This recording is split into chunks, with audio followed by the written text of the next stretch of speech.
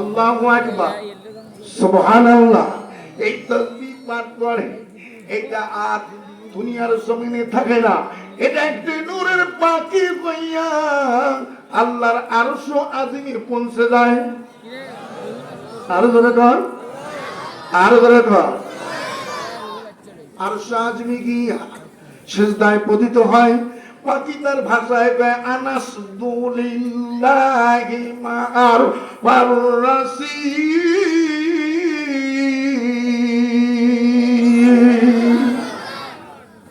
সিজদায় পতিত হইয়া আমি একটি নূরের পাখি হইয়া এই আল্লাহ প্রশংসা সেপ্ত সাদা একটা নূরের পাখি হইয়া আল্লাহ পাকের আরশ আজিমের খুঁটি খাম্বার নিচে সিজদায় পতিত হয়। সুবহানাল্লাহ কর, আরো জোরে কর। আপনারা সুবহানাল্লাহ কইতেছেন না, বেজার হইছেন না? দূর থেকে মৌলানা নিয়ে আসলে অনেক টাকা দিতে হয়, আমার তো কাছ থেকে নিয়ে আসছেন, ঠিক না? আমার দাম নেই। পীর মানে না গায়ে, পীর মানে না ভাই। এলাকার মানুষ কিন্তু যতই আমার বিশ্ব নবী মহান নবী তার এলাকার মানুষ কম মানছে, মদিনার মানুষ আগে স্থান দিয়েছে। কথা ঠিক না ভাই? সেই দিকে যাচ্ছি। আমি যে কোরআনে কারিমের আয়াত তেলাওয়াত করেছি এর উপরে আলোচনার আমি টপিক নিয়েছি। ইনশাআল্লাহ সময় কতটুকু হবে জানি না, যতটুকু হয় ইনশাআল্লাহ ততটুকুই বলা যাবে। বেশি বলারও আকাঙ্ক্ষা নাই। আল্লাহ যেন তৌফিক দেয়। সবাই বলেন আমিন। সিজদায় পতিত হয়। সিজদায় পতিত হইয়া ক্ষুদ্র পাখি তার পাখার হাঁক দিতে থাকে। ওই পাখির ক্ষুদ্র পাখির পাখার হাঁক নাই, আল্লাহর আরশ কানা কাটতে থাকে। সুবহানাল্লাহ কর। আল্লাহর আরশ কানা থরথর করে কাঁপতে থাকে, সলসলাত হয়ে যায়। আল্লাহ সব কিছু জানে, তারপরেও জিবরাইলকে ডেকে বলে, জিবরাইল আজকে কেন হঠাৎ আমার আরশ খানা কাঁপে? আরশ খানা কি জন্য কাঁপে? ও জিবরাইল কি জন্য আল্লাহর আরশ কাঁপে? আল্লাহর ফেরেশতা জিবরাইল এসে দেখে আল্লাহ পাকের আরশ আজিমের খুঁটির নিচে সামান্য ক্ষুদ্র একটা নূরের পাখি সিজদায় পতিত হইয়া বারংবার পাখনার হাঁক দেয়। এতে আল্লাহর আরশ কাঁপে। আল্লাহর ফেরেশতা জিবরাইল ডাক দিয়ে বলে, জিবরাইল বলে, এ পাখি থাম, এ পাখি থেমে যা, আল্লাহর আরশ কাঁপায়ও না। পাখির জবান খুলে যায়, না না রে আল্লাহর ফেরেশতা জিবরাইল আমি আরশ কাঁপা থামাইব না। বলে কেন থামাইব না? বলে আমাকে যারা পাঠিয়ে দিয়েছেন তাদের কিছু শুভ সংবাদ আমার পাখির কানে না দেওয়া পর্যন্ত আমি আরশ কাঁপা থামাইব না। চিৎকার দেখুন আল্লাহু আকবার।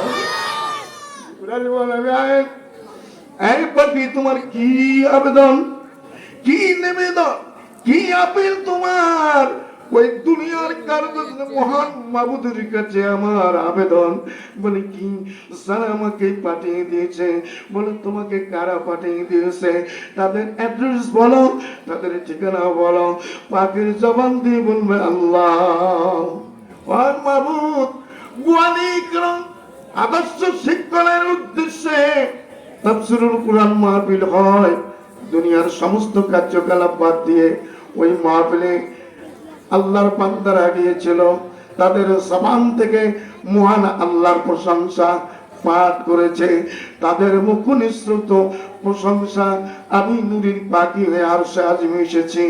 যতক্ষণ পর্যন্ত ওই বান্দা বান্দার গুনাহ মাফ হয়নি, হাত্তা ইয়াগফির লাহু, পাখি বলেন আমি আরশ কাঁপা থামাইব ততক্ষণে যতক্ষণ পর্যন্ত বান্দা বান্দির গুনাহ মাফ হয় নাই।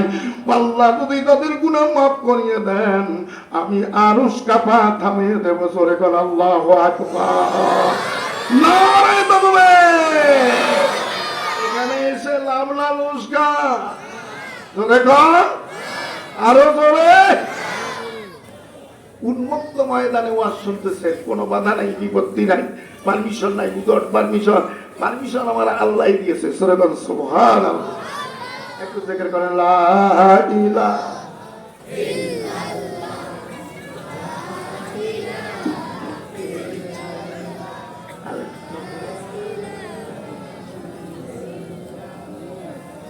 লা ইলাহা, সবাই লা ইলাহা। ভাই সব কালেমা বললে লাভ হয় না লোকসান হয়? কত লাভ হয়? লাভ চান না লোকসান চান? আজকে তো শুধু আপনাদের লাভ আর লাভ, সমান আল্লাহ করেন না। ব্যবসা করলে লাভ হয় না লোকসানও হয়?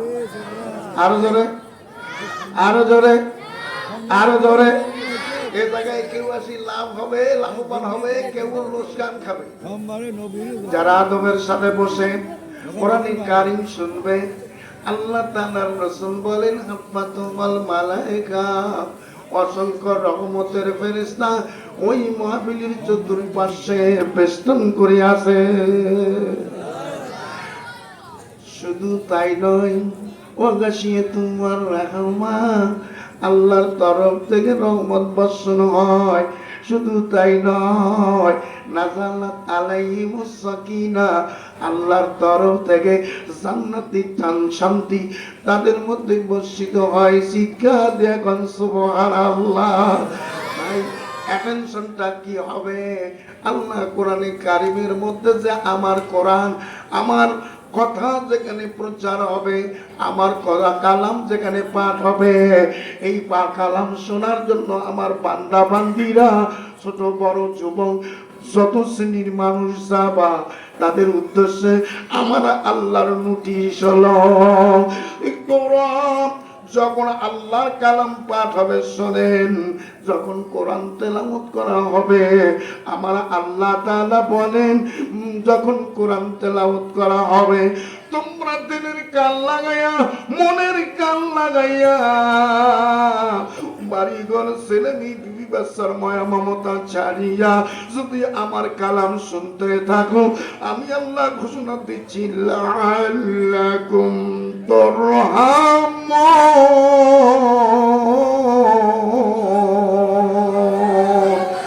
আল্লাহু আকবার। আমার আল্লাহর তরফ থেকে রহমত, অবনীত ধারায় রহমত বর্ষণ হবে, তাতে কোনো সন্দেহ নাই। বাবারা, রহমত চান না গজব চান? জোরে কর, আরো জোরে কর, আরো সবাই বলেন রহমত। যেহেতু আল্লাহ রহমত বর্ষণ হইতেছে, কিন্তু যদি ওই আল্লাহ গট্টগোল করো, তেলের কান লাগায় কোরআন যদি না শোনো, তাহলে কিন্তু আল্লাহর তরফ থেকে রহমত না হয় গজব। কারণ কোরআন শোনার কাজটা হলো মুমিনের কাজ। মারহাবা বল। আর কোরআন শরীফ তেলাওয়াত বন্ধ করা হলো শয়তানের কাজ। যেরকম কার কাজ? তাই আমি আপনাদের সামনে যে কোরআনের আয়াত তেলাওয়াত করেছি, একটু সামনের দিকে বাড়িয়ে যাই।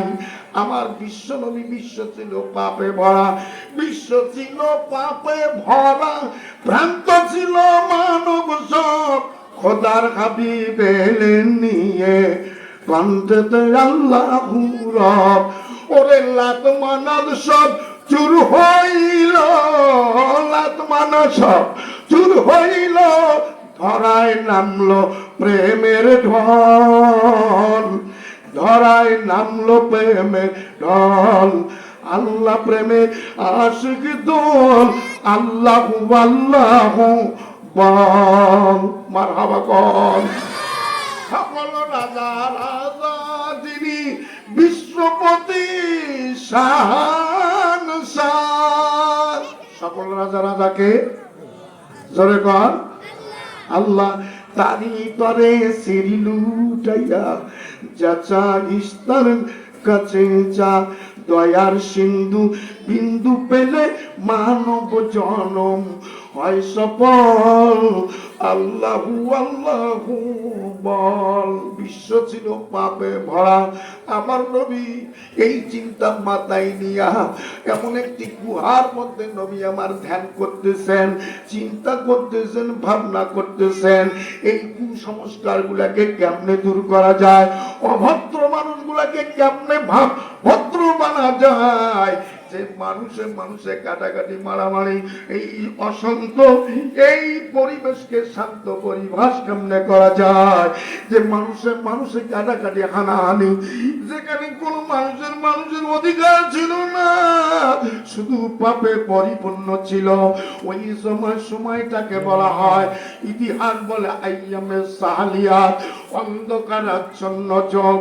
ওই যুগে আল্লাহ রাব্বুল আলামিন এমন একজন মহামানবকে দুনিয়ার জমিনে পাঠিয়ে দিলেন রে বাবজান। বিরাট ঐতিহাসিক প্রেক্ষাপট আলোচনা করতে হয়। আমার নবী চিন্তা করতেছেন এই অভদ্র সমাজকে কেমনে ভদ্র বানা যায়, এই অন্ধকারাচ্ছন্ন সমাজকে কেমনে করে আলোকিত করা যায়, এই পথ ভোলা মানুষগুলোকে কেমনে পথের সন্ধান দেওয়া যায়, নারীর অধিকার নাই অধিকার কেমনে দেওয়া যায়, এতিমের অধিকার নেই এতিমকে কেমনে প্রতিষ্ঠিত করা যায়, অনাথ দুঃখী মানুষের কেমনে হাসি ফোটা যায়, যেখানে সমাজ বলতে কিছু নাই, সমাজ ব্যবস্থা ছিল না। ওই অন্ধকার একটি যুগে আল্লাহর নবী গুহার মধ্যে যখন ধ্যান করতেছেন, ধ্যান মানে চিন্তা করতেছেন, গবেষণা করতেছেন। যিনি নেতা হয় তার ভিতরে চিন্তা চেতনা থাকতে হয়, দেশের জন্য, জাতির জন্য, এলাকা মানুষের জন্য। তারা বলেন মারহাবা, নারে বলে নেতা, মহান নেতা।